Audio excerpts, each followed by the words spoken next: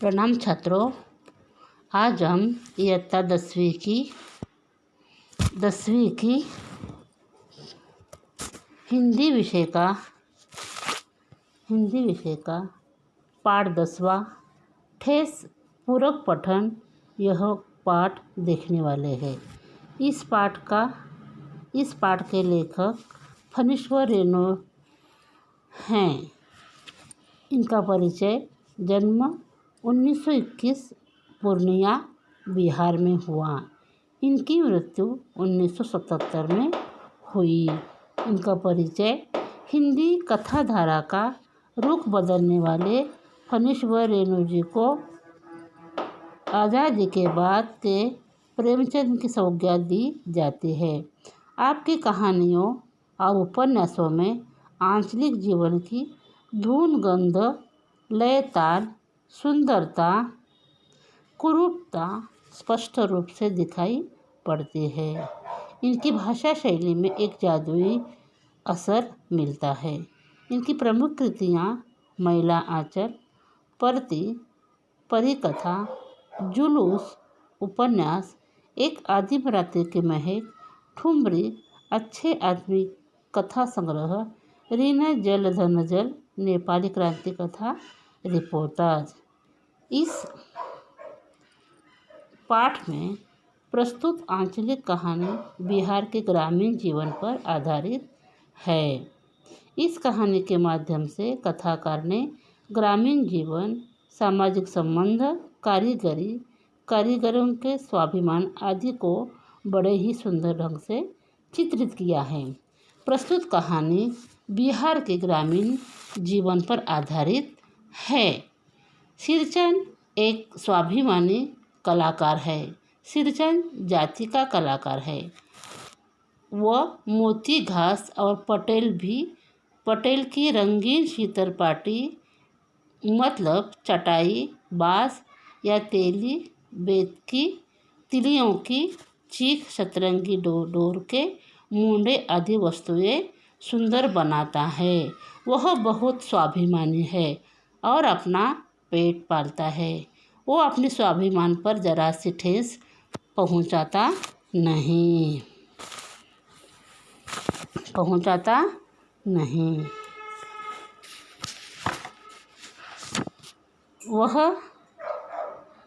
वह दिल का अमीर है। पैसों के लिए वो काम नहीं करता, पेट के भरने के लिए वो काम करता है।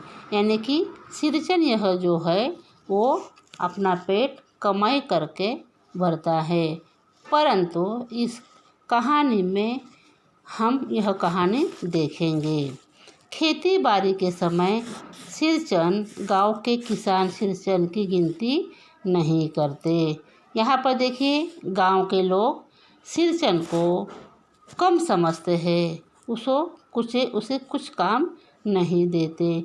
लोग उसको बेकार समझते हैं। यानी कि सिरचन कुछ काम का नहीं, ऐसे लोगों को लगता है।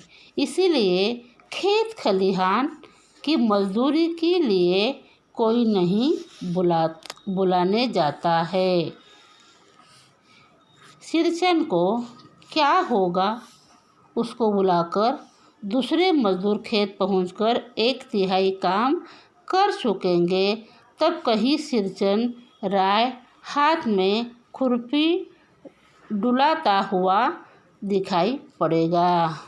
पगडंडी तब कहीं सिरचन राय हाथ में खुरपी डुलाता हुआ दिखाई पगडंडी पर तौल कर पाँव रखता हुआ धीरे धीरे मुफ्त में मजदूरी देनी हो तो और बात है। यानी कि सिरचन यह स्वाभिमानी कलाकार है, पर लोग उसको नहीं मानते। लोग उसको खेत में काम करने नहीं देते। जब सिरचन आता है उसके पहले लोग खेती में काम करते हैं। आज सिरचन को मुफ्तखोर, कामचोर या चटोर कह ले कोई।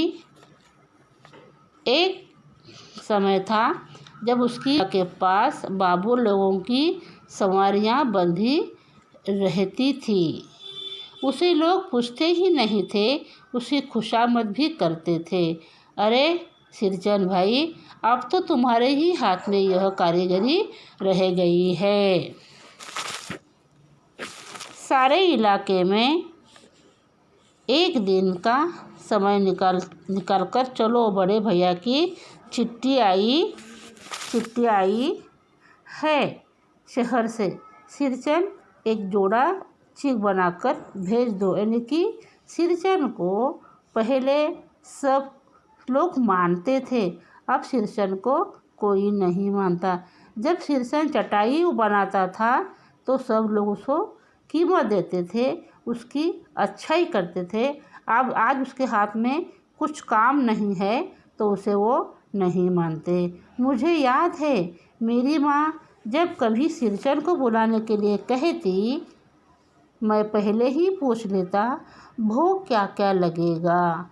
माँ हंसकर कहती, जा जा बेचारा मेरे काम में पूजा भोग की बात नहीं उठाता कभी। यानी कि देखिए, जब हमारे लेखक जो है फणीश्वर रेणु जी, उनकी माता जी उनको कहती है कि सिरचन को आज घर पर बुलाओ, तो वो लेखक क्या कहते हैं, आज सिरचन को तू क्या खिलाएगी। तो वो बोलती है ऐसा कुछ नहीं, वो गरीब है, ऐसे माँ कहते हैं। देखिए माँ हंसकर कहती है, पड़ोसी गांव के पंचानंद चौधरी के छोटे लड़के को एक बार मेरे सामने ही बेपानी कर दिया था सिरचन ने। तुम्हारी भाभी नाखून से छाँट कर तरकारी परोसती है और इमली का रस डालकर कढ़ी तो हम मामूली लोगों की घरवालियाँ बनाती है। तुम्हारी भाभी ने कहाँ से बनाना सीखी है। यानी कि देखिए यहाँ पर सिरचन कहता है, इसीलिए सिरचन को बुलाने के पहले मैं माँ से पूछ लेता। सिरचन को देखते ही माँ हुलस कर कहती, आओ सिरचन, आज नैनू मथ रही थी तो तुम्हारी याद आई। घी की खकोरन के साथ चूड़ा तुमको बहुत पसंद है ना। और बड़ी बेटी ने ससुराल से संवाद भेजा है, उसकी ननद रूठी हुई है मोती की शीतल पार्टी के लिए। यानी कि जो सिरचन जो चटाई बनाता है वो सब गांव में पसंद करते हैं। यहाँ पर देखिए उनकी जो बड़ी बेटी है उसे वो ससुराल से संवाद भेजती है कि उसे शीतल पार्टी होनी है। यानी जब सिरचन के हाथ में काम था तो सब लोग उसको मानते थे। आज सिरचन के हाथ में काम नहीं तो उसे कोई भी कीमत नहीं दे रहा है। तो हम ऐसे नहीं करना चाहिए कि हमें हमारे काम आए या न आए, हर एक व्यक्ति को हमें उसको अपनाना है, उसको सीधे साधे से बातचीत करना है। देखो छात्र, यहाँ पर सिरचन अपनी पनी आई जीभ को संभाल कर हंसता, घी की सौंधी सुगंध सूंघकर ही आ रहा हूँ काकी। यानी कि उसको मालूम है उसका अपमान होता है तो भी वो हंसकर क्या कहता है, वो काकी को कहता है कि घी की सौंधी सुगंध सूंघकर ही आ रहा हूँ काकी, नहीं तो इस शादी ब्याह के मौसम में दम मारने की भी छुट्टी कहाँ मिलती। यहाँ पर देखिए सिरचन को तकलीफ़ होती है, सब लोग उसको डांटते हैं तो भी वो छोड़ देता है। सिरचन जाति का कारीगर है, मैंने घंटों बैठकर उसके काम करने के ढंग को देखा है। लेखक कहता है देखिए कि सिरचन यह जाति का कारीगर है, वो घंटों घंटों तक बैठकर अपना काम पूरे तरीके से करता है। एक एक मोती और पटेल को हाथ में लेकर बड़े जतन से उसकी कुच्ची बनाता है, फिर कुच्चियों को रंगने से लेकर सुतली सुलझाने में पूरा दिन समाप्त करता है। काम करते समय उसकी तन्मयता में जरा भी बाधा पड़ी कि गेहूं अन्न सांप की तरह फुफकार उठता, फिर किसी दूसरे से करवा लीजिए काम। सिरचन मुँहजोर है, कामचोर नहीं है। जब उसे काम में बाधा आती है तो सिरचन वो काम छोड़ देता है। वो कहता है कि यह काम दूसरे के हाथ से करिए, यानी कि वो कामचोर नहीं है, वो मेहनती है, वो काम करता है।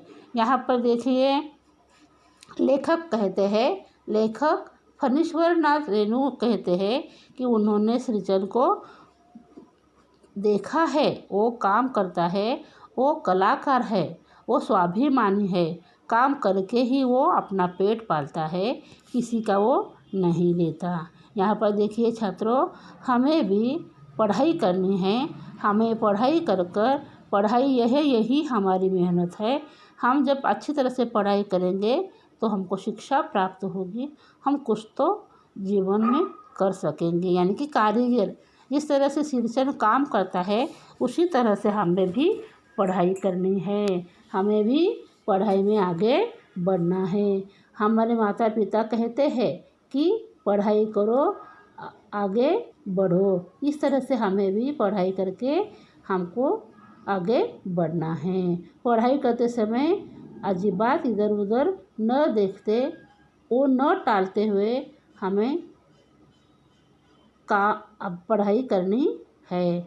बिना मजदूरी के पेट भर भात पर काम करने वाला कारीगर वो क्या करता है, देखो मजदूरी करके ही वो अपना पेट पालता है।